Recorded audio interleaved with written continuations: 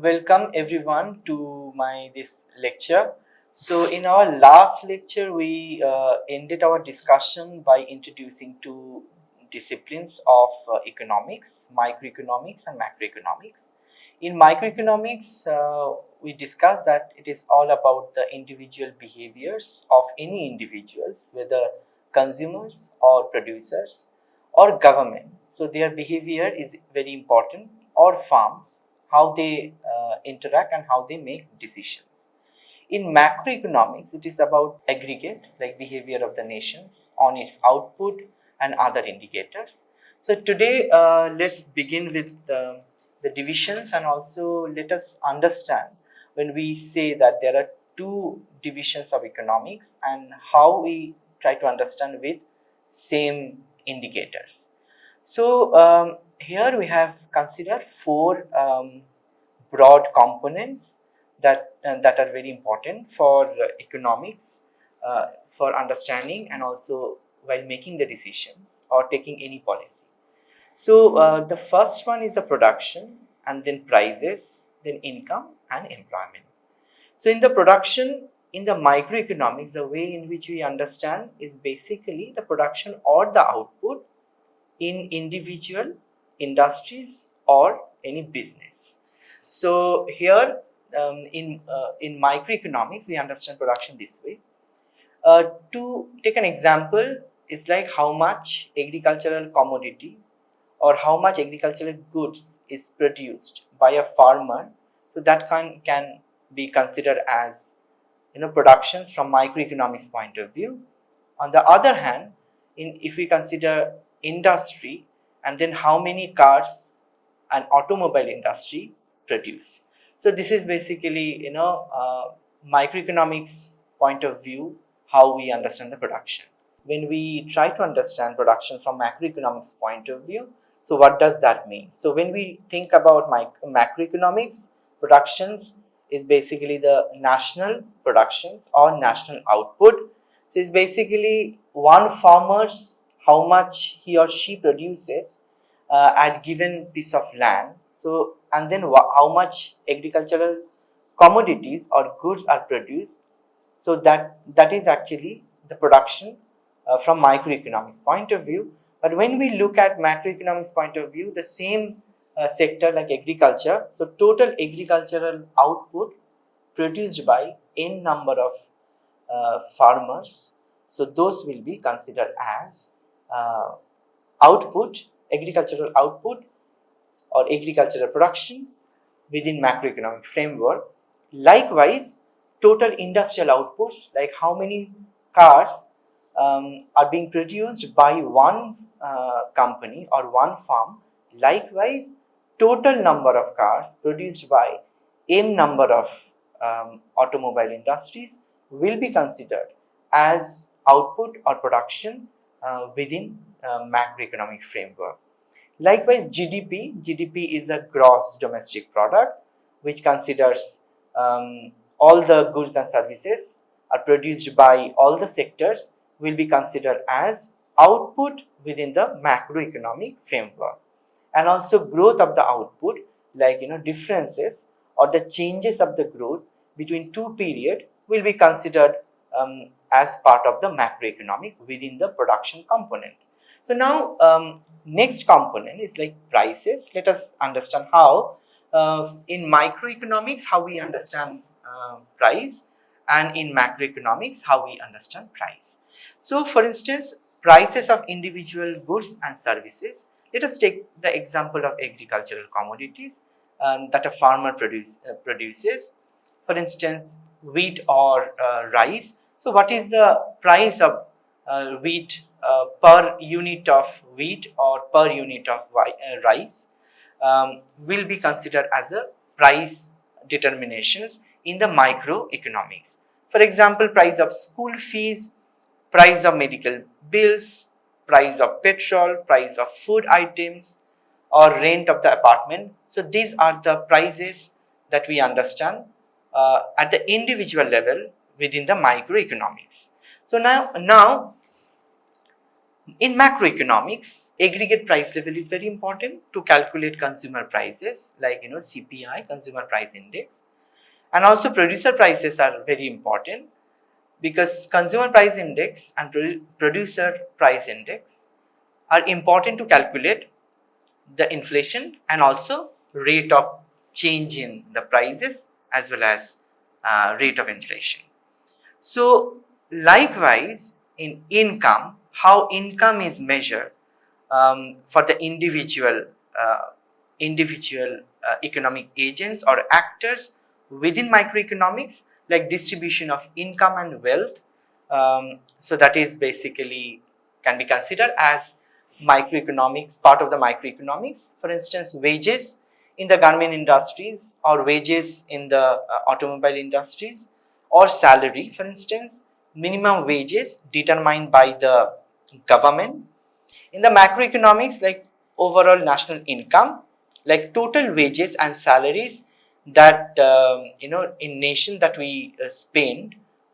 If we follow income approach to calculate GDP, then total wages and salary component will be considered as a part of the income within macroeconomics, and then total say corporate profits is part of the macroeconomics. Within microeconomics, how we understand employment, like employment provided by the individual businesses or industries, or for that matter in agriculture, like many farms, agricultural farms, they require casual laborers, or they hire casual laborers during harvesting. So those short term or long term employment within any sector will be considered as employment in the microeconomics. For instance, jobs in automobile industries, like teachers in schools, colleges, or universities, and likewise, casual laborers in the farm, agricultural land, will be considered as example of employment in microeconomics discipline or the divisions. In macroeconomic divisions, when we talk about employment, so basically we consider employment and unemployment in the economy, and here as an example we can consider total number of jobs in the economy or unemployment rate in the economy. So now let's move to our next point of the discussion, and let us take the example of the basic decision making units in economics. And then two basic decision making units are, one is farms and the other one is household. So farm is an economic organization that transform resources like input into products which are outputs, and farms are the primary producing units in the market. And who are the households? So households are the consuming units in an economy, as well as household supplies factors of production to the farms, so that farms can use them as units, input units, and then use or produce products or the outcome. So now let us take a visual circular flow, and then try to understand how farms and households, they are interrelated. So on the left hand side, you can see here is a household and here is a farm. So what is factor of production? So to produce any goods or services in the farms, we need inputs, and here factors of productions are land, labor, capital primarily, and of course entrepreneurship is another one component. So here three factors of production that we have considered, and then in return farm will pay factor of payment. For land it will be rent, for labor it will be wage, and for capital it will be rate of interest. So these are factors of production and factor of payment are being exchanged between household and farm in return to one on another. Like household will produce land labor capital, in return farm will give rent for the land, wage for the labor is being produced by household, and rate of interest to the capital if farm needs require money. And then of course one can say that how household is involved here. So household will save, and then that saving needs to be secure in the financial institutions. Here it is bank, and from bank farms will get the capital, and in return farms will pay rate of interest on the capital. So this is how factors of payments and factors of production are connected between two basic units, here household and farm. In the payment part, especially for the commodities or the product, as we say that is an input. So in exchange of inputs, factor of payments and factors of productions are being exchanged. But then other component is output, is like products, like product markets. So farm will produce goods and services, and in return household will buy from the market those goods and services, and in return they will pay for that goods and services. So here goods and services are being produced by the farm and consumed by the household, and that's how in return payment, and that's how market takes place. And here one can say that this is like market for goods and services, like product markets. So this entire this we can actually say or refer as market for product, and here we are using input, and here is basically market for inputs, like market for land, market for labor, market for capital. What is the role of government? And here is a kind of in the policy discussion, role of government plays very important role.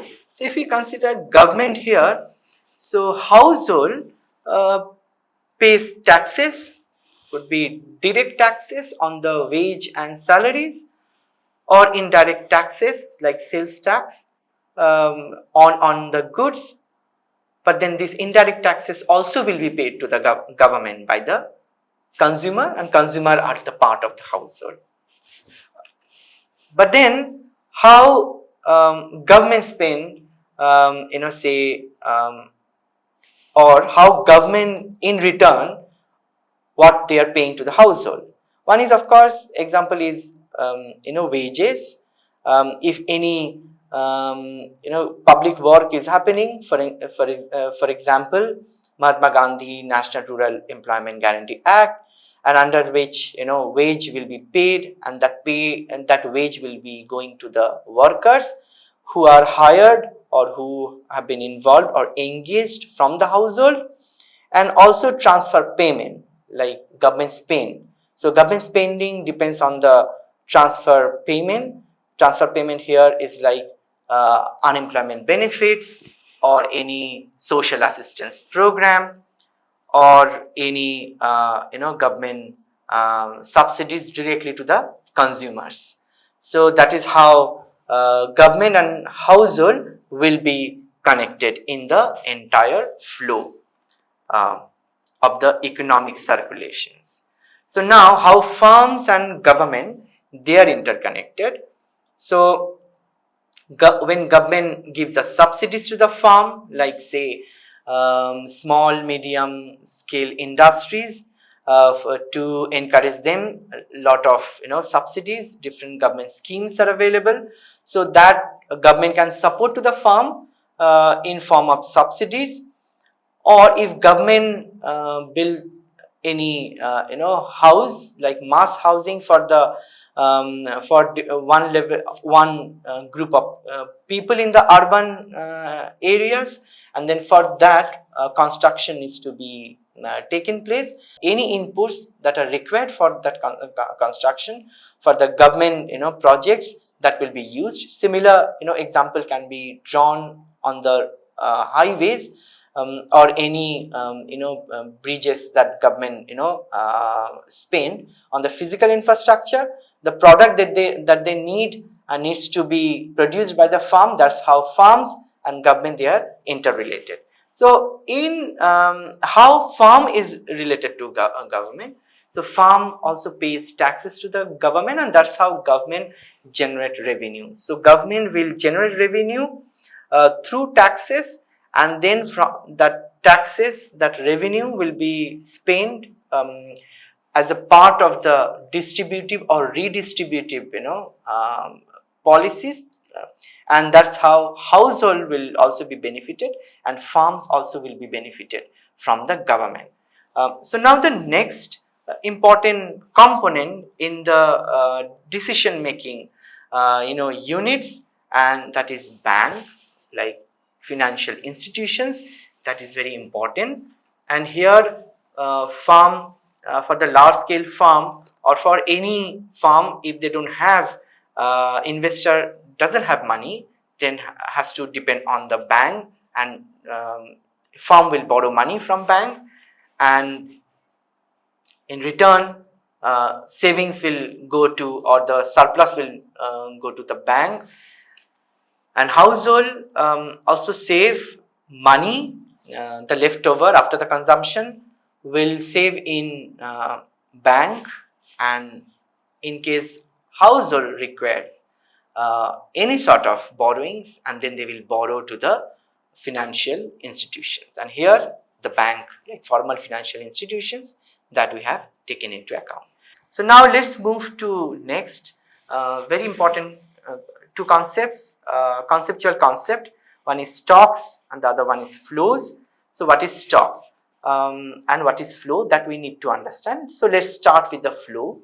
So a flow is a quantity per unit of time. So example could be daily wage rate or monthly salary or farm's investment. So this is like given at either on daily basis in case of daily wage rate, or monthly, or wage also can be paid on a weekly basis or every fortnightly. So it's basically time is very important, and also and it changes over time, and therefore it is a flow concept, and that's how farm's investment cannot be constant, and therefore farm's investment is also part of the flow.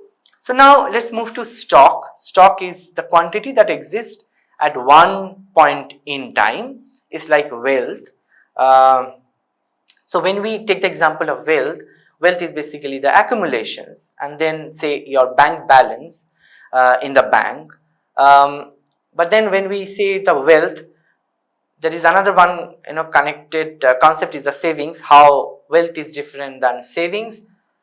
So let's define what is wealth. So wealth is a value of all the things that people own, and savings is one form of wealth, and therefore wealth is stock. So but then savings, since it is a continuous and it changes over time, and therefore saving is flow. And then what is saving? Saving is the amount of income that is left over after the consumptions, and it adds to the entire accumulation process of any individuals or in the or at the aggregate level, and it adds to the wealth, and therefore saving is the flow. So now this savings is another one concept which is important for us to understand when we are talking about savings. So this saving is the process of making expenditure out of savings. So this savings reduces the wealth, right? So these are two basic components to understand the flow of all economic circulations. It is very important how flow and stocks are happening, because this is how it will give us the wealth or value of the wealth, and also the overall output of the nation. Both, and it comes from the individual to the macro level or the national level. like savings from individual, and then it's as to the wealth to the individual, and then individual will save, and then that's how wealth will be generated.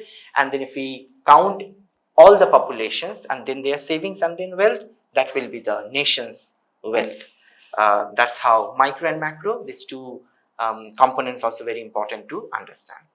So now let's move to understand the different types of goods. And here two types of goods are, immediately we have to take the example, like say consumer goods, like daily goods and services that we use, like say rice, wheat, bread, or say milk, or fruits, vegetables.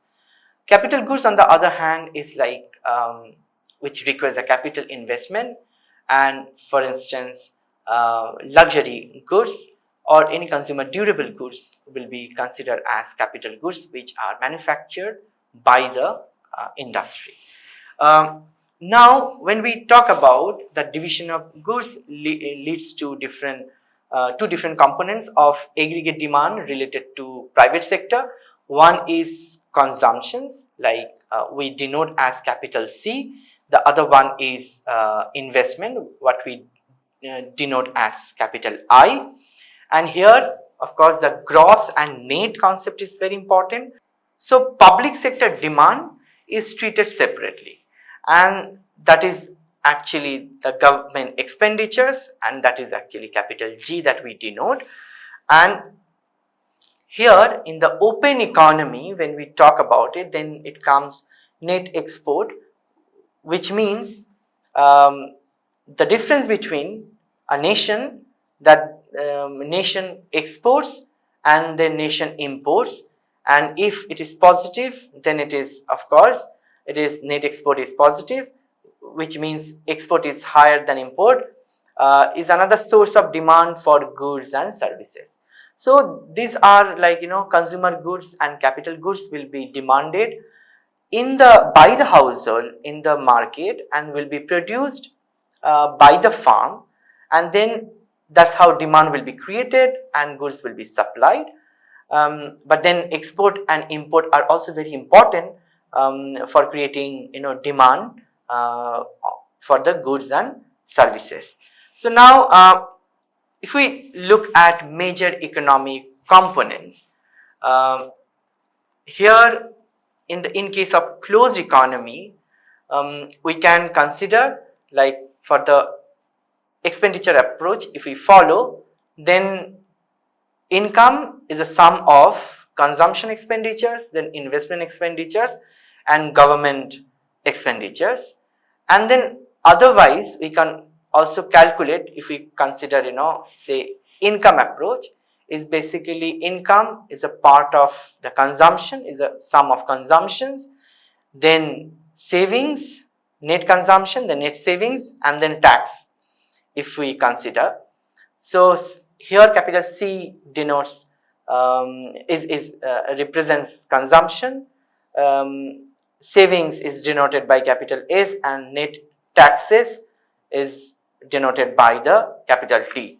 So now in the open economy, when we in our last slide, when we discussed about closed economy and open economy, and then how goods and services are being demanded in the market, they are open in the open economy model. Here capital Y is a sum of consumption, then investment, then government expenditure, and then net export and import. So in the closed economy, you will see that Y is equals to, and this Y, if we are considering expenditure, then this Y also can be represented as expenditure, and then consumption, investment, and government expenditure.